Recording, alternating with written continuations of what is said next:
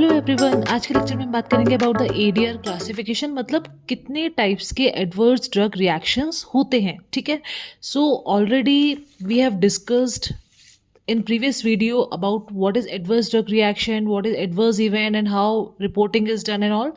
So एक बार revise कर लेते हैं. adverse drug reaction, it happens to be what? Noxious or unpleasant or unintended response to a drug. ठीक है, normally ये जो नॉर्मल डोज हम यूज करते हैं पेशेंट में, उसका कॉन्सिक्वेंस देखने को मिलता है हमें. ठीक है, एडवर्स इवेंट क्या होता है? It can be any undesirable event experience by a patient while taking a drug. मतलब सपोज कोई रोड ट्रैफिक एक्सीडेंट हुआ है, वाइल जब पेशेंट कोई एक मेडिसिन ले रहा था या फिर पेशेंट की कोई थेरेपी चल रही है और पेशेंट का रोड ट्रैफिक एक्सीडेंट हुआ है, तो उस सिनेरियो को हम क्या बोलेंगे? Adverse event. कि हो सकता है ये जो पर्टिकुलर इवेंट है ये मेडिकेशन की वजह से हो या नहीं हो, लेकिन एडवर्स ड्रग रिएक्शन क्या होता है? हमेशा मेडिकेशन की वजह से ही होता है. ठीक है, सबसे पहले क्या होता है? एडवर्स इवेंट होता है. तो अगर एडवर्स इवेंट और मेडिसिन या फिर ड्रग में कॉजल रिलेशनशिप एस्टैब्लिश हो जाए कि हाँ ये जो इवेंट हुआ है ये इस ड्रग की वजह से ही हुआ है, तब हम उसको क्या बोलते हैं? Adverse drug reactions. अब बात आती है कि एडवर्स ड्रग रिएक्शन और साइड इफेक्ट में डिफरेंस क्या होता है. साइड इफेक्ट्स क्या होते हैं? दीज आर अनवांटेड, बट फिर भी क्या होता है? ये प्रिडिक्टेबल इफेक्ट्स होते हैं कोई भी मेडिकेशन के. ठीक है, जो कि माइल्ड होते हैं या फिर टेम्परेरी होते हैं. ठीक है, बट ऐसा नहीं है कि they are not necessarily they can imply harm और सीरियसनेस. ठीक है, इस साइड इफेक्ट से जरूर नहीं है कोई हार्म होगा या फिर कोई सीरियस इशू होगा, हेल्थ इशू. ठीक है, बट एडीआर क्या होते हैं? They are harmful and unpleasant reactions that are more serious and may require medical attention. Okay, so ADR क्या होते हैं? डोज डिपेंडेंट होते हैं और इडियोसिंक्रेटिक हो सकते हैं. ठीक है, जिनका हमें कॉज नहीं पता होता है.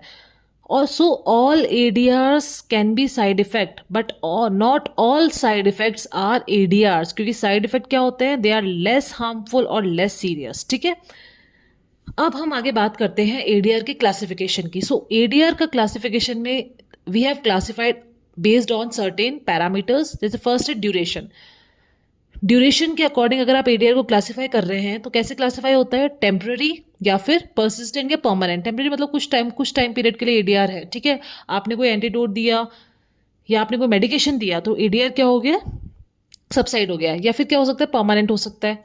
इंसिडेंस के अकॉर्डिंग वेरी कॉमन है, अनकॉमन है, रेयर है या फिर वेरी रेयर है. ठीक है, इस तरह की एडीआर होता है कि बहुत ही कॉमन है. आपको पता है कि ये मेडिकेशन लोगे तो इसमें आपको चक्कर आएंगे ही आएंगे. ठीक है, तो ये आपको ध्यान रखने की चीज़ है. ठीक है, अगर आप ये एंटी ट्यूबरकुलर ड्रग रिफेम्पिसिन ले रहे हो तो ऑरेंज कलर यूरिन होगा. ठीक है, very common in the sense. तो इस तरह से इंसिडेंट्स के अकॉर्डिंग हमने क्लासीफाई किया है. फिर हम इवेंट के अकॉर्डिंग क्लासीफाई करते हैं, like acute, sub acute and latent. ठीक है, then according to severity of reaction.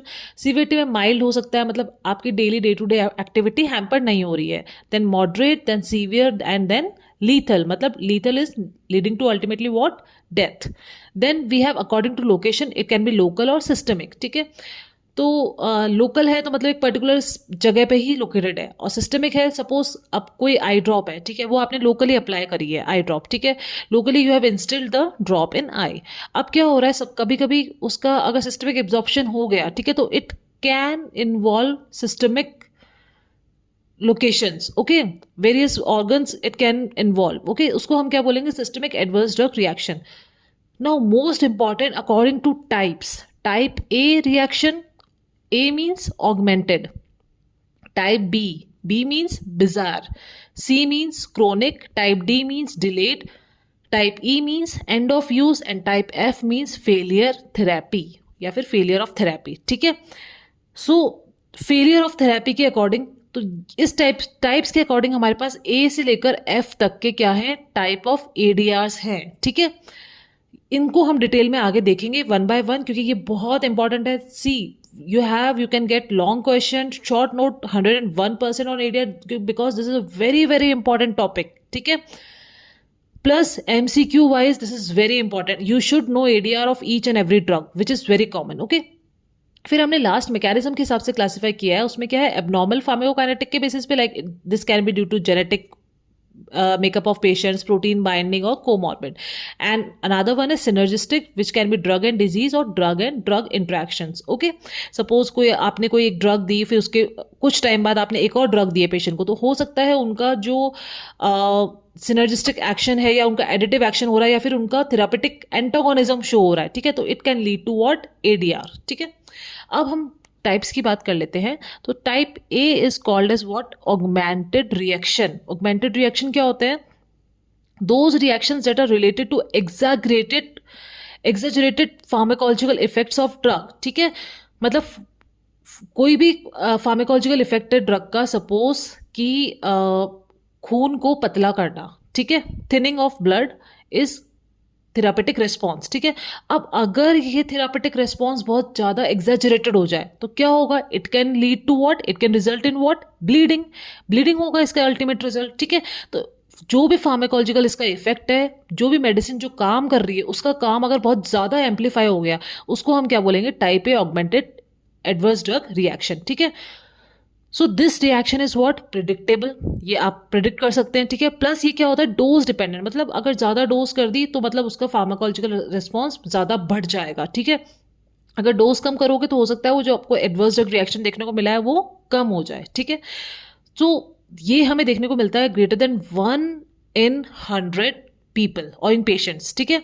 And most ADRs are type A. 80% of ADRs augmented reactions ही होते हैं। मतलब ऑगमेंटेड मतलब ऑगमेंट करना, किसी चीज़ को बढ़ा देना, ठीक है। तो मतलब फार्माकोलॉजिकल रिस्पॉन्स क्या हो गया? बढ़ गया है।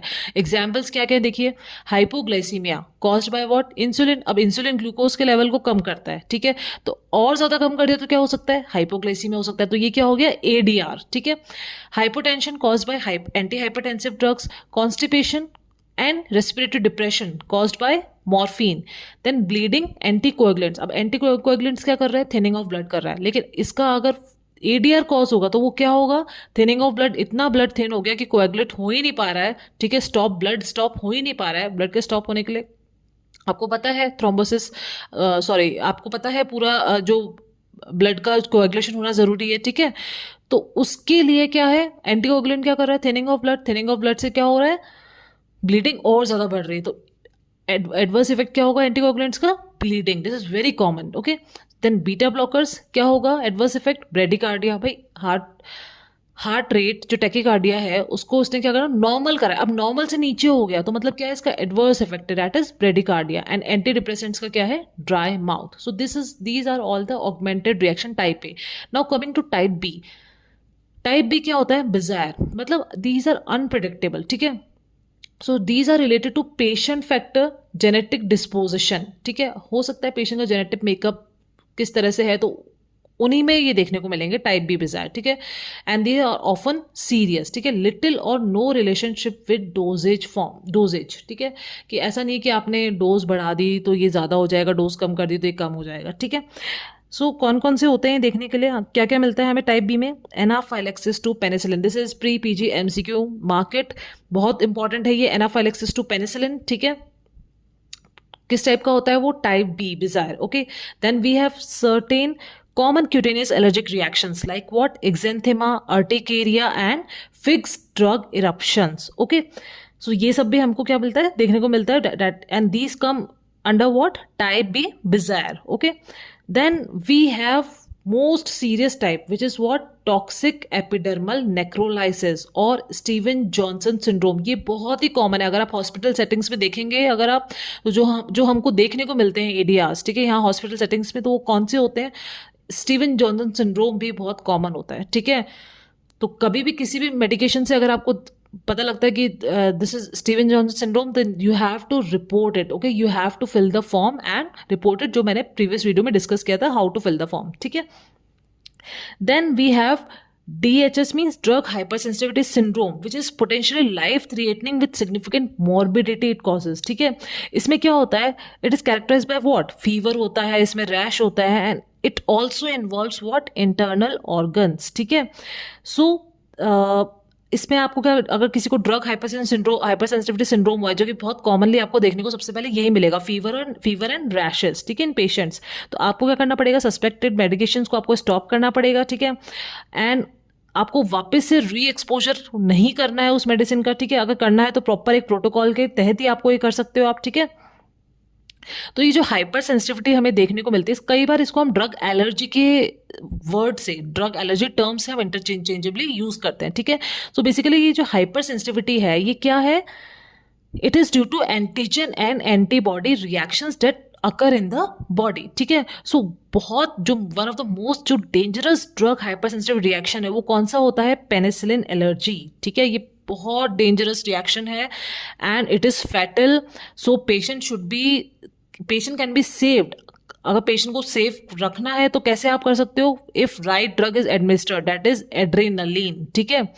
तो हमेशा you should be well prepared to save the patient. अगर आपने पेनिसिलिन दिए तो आप you should be ready that अगर एनाफाइलेक्सिस होता है तो आपको क्या, कौन सी ड्रग एडमिनिस्टर करनी है, ठीक है।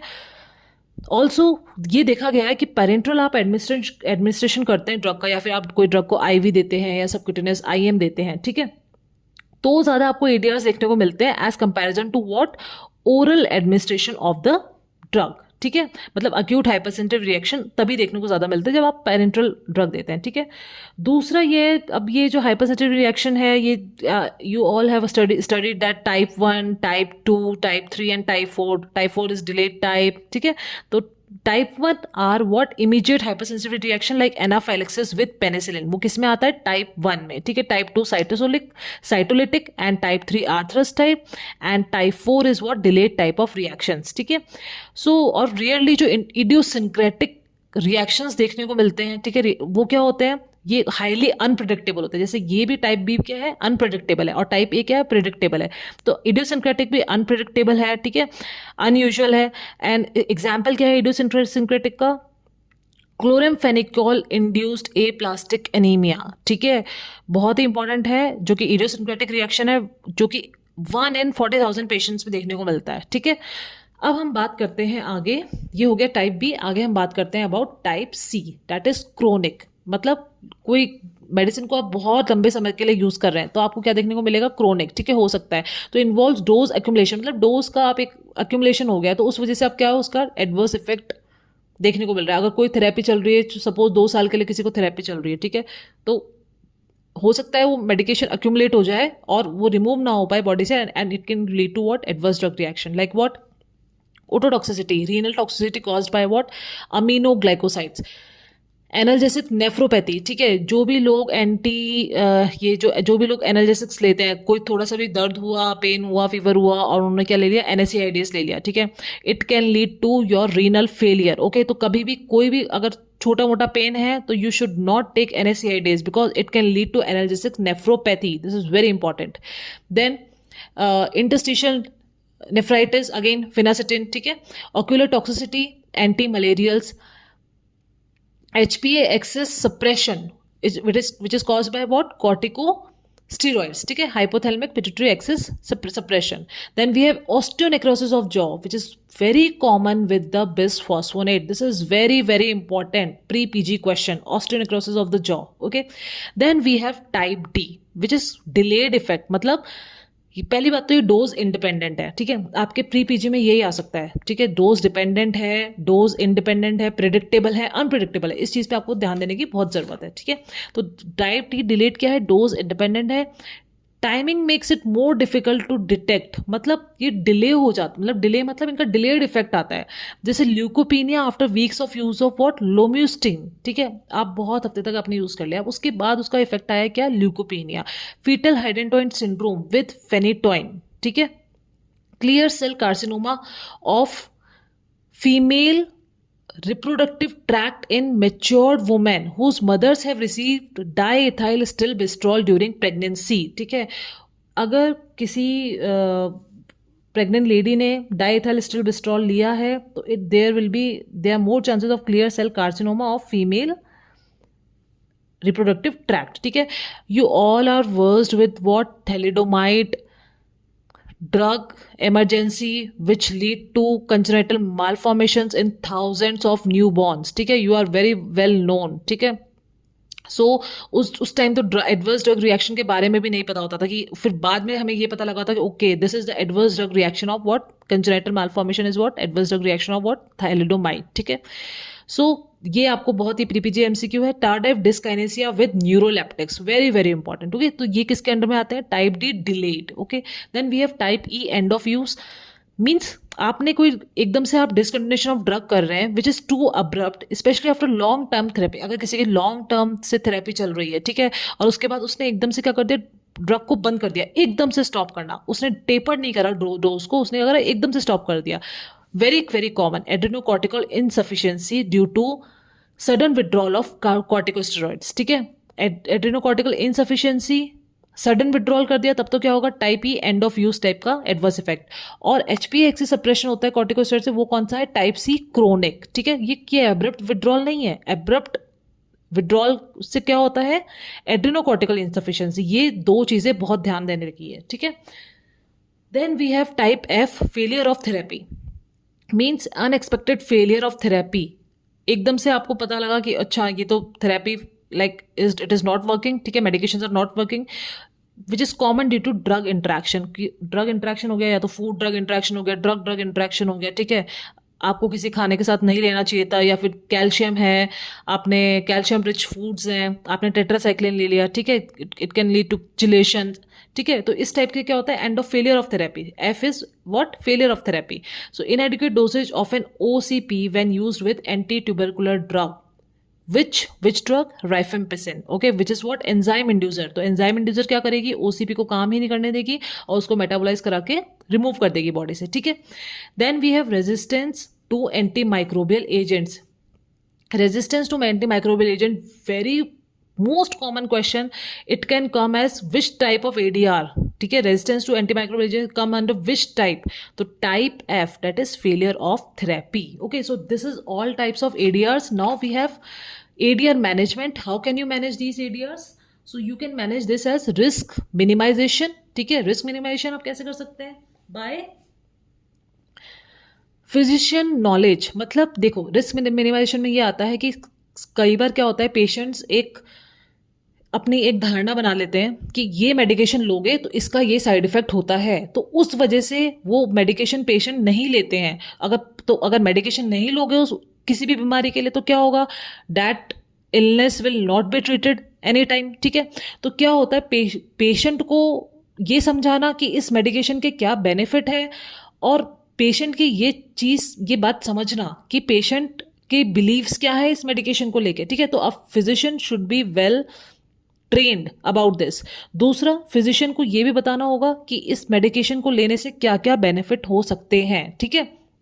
तो इस तरह से और भी जो चीज़ें होती हैं, इनको हम किस में रखते हैं? Risk minimization. मतलब इस तरह से अगर पेशेंट के साथ साथ फिजिशियन दोनों अगर वेल अवेयर्ड हैं, ठीक है, अबाउट एडीआर मैनेजमेंट और अबाउट एडीआर के किस टाइप के एडीआर आ सकते हैं।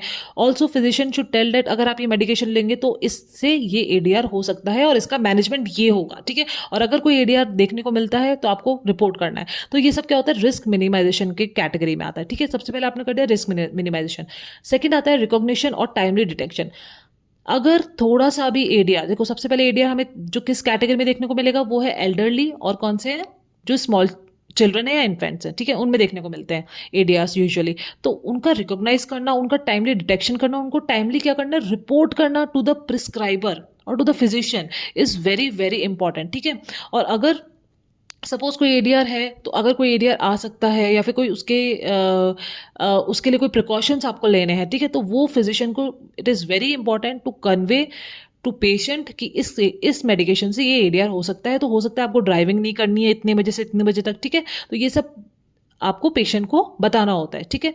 और दूसरा, physician should be well aware, अब practitioner should be well aware of all the ADRs of all the drugs, ठीक है। और हो सकता है कुछ अनडिटेक्टेड एरियाज हो या फिर कुछ ऐसे रिएक्शंस हो जो कभी नहीं देखे हो, ठीक है। तो वो सब पेशेंट को भी पूरा वेल ट्रेन होना चाहिए कि वो प्रिस्क्राइबर को रिपोर्ट करे, ठीक है। रिकॉग्निशन और timely detection and reporting it to what? IPC Ghaziabad, ये भी आपको आना चाहिए, ठीक है। अदर्स में क्या आता है? Discontinue the offending drug. आपको क्या करना है? वो ड्रग को स्टॉप कर देना है, ठीक है। एंड मॉडिफाई द मेडिकेशन, तो उसकी जगह हो सकता है सेकेंड लाइन कोई ड्रग हो, ठीक है, जिसमें आपको ये भी देखना पड़ेगा ड्रग ड्रग इंट्रैक्शन नहीं हो, ठीक है, और पेशेंट की जेनेटिक प्रोफाइल और भी चीज़ें, तो उसमें आपको क्या करना पड़ेगा, ultimately you will modify the medication, ठीक है। सो हम क्या बोलते हैं, आपने जो स्टॉप करी है ड्रग, ठीक है, या फिर आपने ड्रग की डोज को क्या कर दिया है, कम कर दिया है, ठीक है, उसको हम क्या बोलते हैं, डी चैलेंज, ठीक है। और आप अगर वापस आप इंट्रोड्यूस कर रहे हो मेडिकेशन को, उसको हम क्या बोलते हैं, री चैलेंज, ठीक है। तो there are two terms, de challenge and re challenge, which is very important. So this completes your adverse drug reactions topic. Thank you for watching.